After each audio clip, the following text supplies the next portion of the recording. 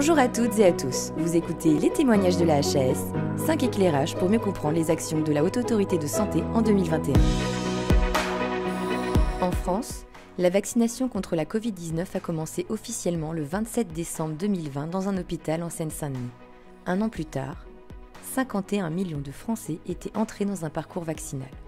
Entre-temps, l'année 2021 a été riche en questionnements et en débats, notamment sur la stratégie vaccinale adoptée ou encore l'efficacité des vaccins face aux nouveaux variants. La HAS a activement participé à la définition de la politique vaccinale en éclairant la décision des pouvoirs publics. Dans cet épisode, Patricia Minaya Flores, chef de service, et Clément Piel, adjoint au service évaluation en santé publique et évaluation des vaccins, reviennent pour nous sur cette période exceptionnelle qui a demandé un investissement sans faille de leurs services pour permettre au plus grand nombre de Français d'être protégés contre la Covid-19. Bonne écoute! La Haute Autorité de Santé a un rôle clé dans la décision publique concernant les vaccins, puisque chaque vaccin doit être évalué par notre maison. Ceci est valable pour absolument tous les vaccins qui existent sur le marché et qui sont disponibles en France, et ça n'a pas été l'exception pour les vaccins Covid-19. Patricia Minaya Flores, chef du service évaluation en santé publique et évaluation des vaccins à la HAS. Pour pouvoir faire face à cette épidémie, la HAS a dû anticiper, puisque bien avant que les vaccins apparaissent, nous avons déjà commencé à réfléchir sur quelle stratégie nous pouvions envisager dans la lutte contre la pandémie. Et très rapidement, nous avons pu proposer une stratégie qui allait être vraiment mise en place dans les mois qui suivaient. Ceci nous a permis ensuite de positionner très rapidement et en vainquant plein de records parce que, alors que d'habitude on met 90 jours à évaluer un vaccin, après l'obtention de mise sur le marché, dans le cas de la Covid-19, parfois cette évaluation a été réalisée en 48 heures. Et en fait, ce n'est pas qu'elle était réalisée en 48 heures, mais qu'on avait anticipé, on avait des liens non seulement avec l'ANSM, l'Agence des médicaments en France, ou avec l'Agence européenne, mais aussi on avait créé des ponts avec les fabricants qui nous apportaient ces données en même temps que le dépôt dans l'Agence du médicament.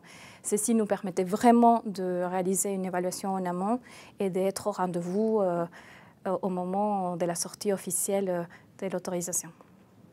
Pour pouvoir aboutir à cet objectif de mise en place d'une recommandation et d'être force de proposition et d'évaluer très vite chaque vaccin, nous avons dû nous organiser tant en interne qu'avec nos partenaires.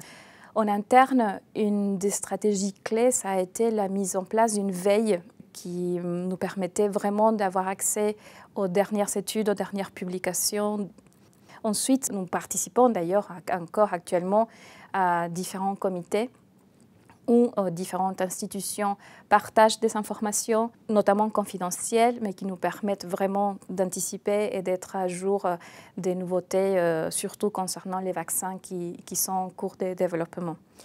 Et cette collaboration ne s'arrête pas seulement avec l'Agence Santé publique France ou l'ANSM, mais va plus loin puisque des ponts se sont créés avec l'industrie pharmaceutique qui nous apportait aussi des données pour pouvoir être à jour et être très réactifs derrière pour l'évaluation de leurs vaccins. En plus de définir les stratégies vaccinales et la place des nouveaux vaccins contre la Covid-19, nous nous sommes prononcés également pour l'élargissement des compétences vaccinales spécifiques contre la Covid-19 à d'autres professionnels de santé que les médecins et les sages-femmes, à savoir les infirmiers, les pharmaciens, des étudiants en médecine ou autres professionnels de santé, voire les vétérinaires et même les pompiers. Et d'ailleurs, cette expérimentation, parce que c'était vraiment exceptionnel, a eu de très beaux résultats. Et cet élargissement qui n'était que pour la Covid-19, maintenant a été mis en place pour d'autres vaccins contre d'autres maladies. En 2021, la HAS a publié une quantité record d'avis et de recommandations en matière de vaccination. Clément Piel, pharmacien, épidémiologiste et adjoint au service évaluation en santé publique et évaluation des vaccins de la HAS, revient sur un des faits les plus marquants de 2021. Effectivement, on peut dire que l'année 2021 pour le service a été une année exceptionnelle en termes d'implication des équipes et en termes de sollicitation des pouvoirs publics. Le service a émis une quarantaine de publications en lien avec la vaccination contre la Covid-19 sur la seule année 2021. En moyenne, ça correspond à peu près une recommandation tous les 9 jours, en comptant évidemment les week-ends et les jours fériés, puisque les équipes ont travaillé également les jours off pour réussir à tenir les délais. Le service a donc été soumis à une très forte pression tout au long de l'année 2021. Cette pression, elle venait d'une part des délais qui nous étaient demandés par les pouvoirs publics, mais pas seulement. La pression venait également de l'évolution extrêmement rapide et permanente des connaissances en lien avec la vaccination contre la Covid-19. C'est-à-dire que finalement la durée de vie d'une recommandation était beaucoup plus courte qu'en dehors du contexte de la Covid-19 du fait de l'évolution perpétuelle des connaissances. Pour réussir à remplir ses missions, le service s'est donc adapté et a mis notamment en place une veille quotidienne avec la Covid-19. Il y a un exemple qui illustre bien, je trouve, comment la HAS a dû adapter ses recommandations aux nouvelles études disponibles. C'est celui de la campagne de rappel.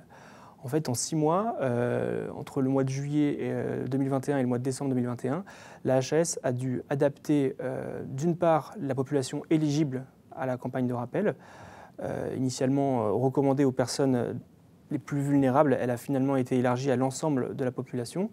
Et également sur le délai entre la primo-vaccination et la dose de rappel. Ce délai est passé de 6 mois, puis à 4 mois, puis à 3 mois, au fur et à mesure de la disponibilité de nouvelles données, notamment sur l'évolution défavorable du contexte épidémiologique avec l'arrivée du variant Delta, puis du variant Omicron.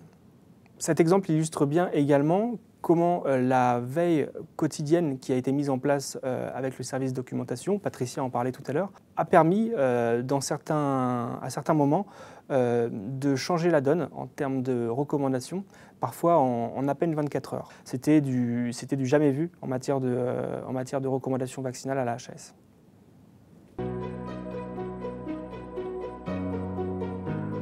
C'est déjà la fin de cet épisode. Nous espérons que vous avez pu mieux comprendre comment le service évaluation en santé publique et évaluation des vaccins a pu répondre aux nombreux défis de l'année 2021 et ainsi pu permettre l'accès à la vaccination à des millions de Français. Ces témoignages s'intègrent dans une série de 5 épisodes à retrouver sur le site de la HAS et ses réseaux sociaux. À très bientôt!